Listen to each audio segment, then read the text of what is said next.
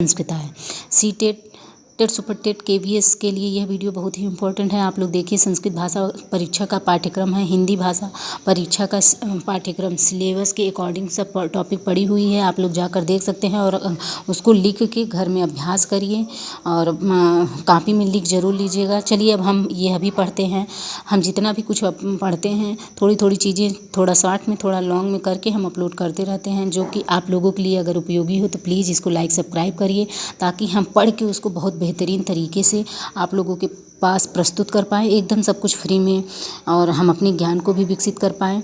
चलिए देखते हैं। यहाँ हम पढ़ते हैं। देखिए, एक तो आएगा 15 नंबर का अपठित गद्यांश आएगा। इस गद्यांश से ही रिलेटिव व्याकरण पूछे जाएंगे।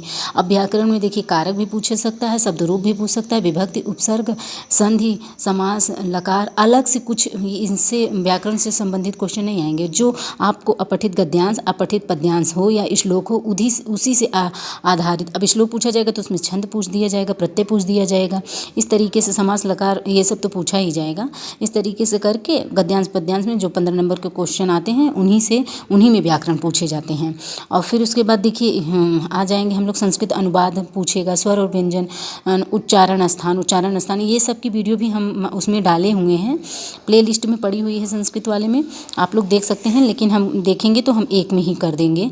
फिर उसके बाद देखिए चौथे में संस्कृत भाषा शिक्षण की विधि आप हिंदी में भी पढ़ेंगे और संस्कृत में भी पढ़ेंगे। संस्कृत को, हिंदी को खूब अच्छे तरीके से पढ़ लीजिए, और संस्कृत की भाषा में जैसे संस्कृत को किस तरीके से पढ़ा जाता है, किस तरीके से, मतलब संस्कृत में ही क्वेश्चन आएंगे। अगर अनुवाद करना जानते रहेंगे तभी तो उसका हल कर सकते हैं आप लोग। संस्कृत भाषा शिक्षण के सिद्धांत अभी हिंदी में कल या परसों ही अपलोड किए हैं, ज़्यादा नहीं सिद्धांत है, ठीक उसी तरीके से इसके भी सिद्धांत होते हैं।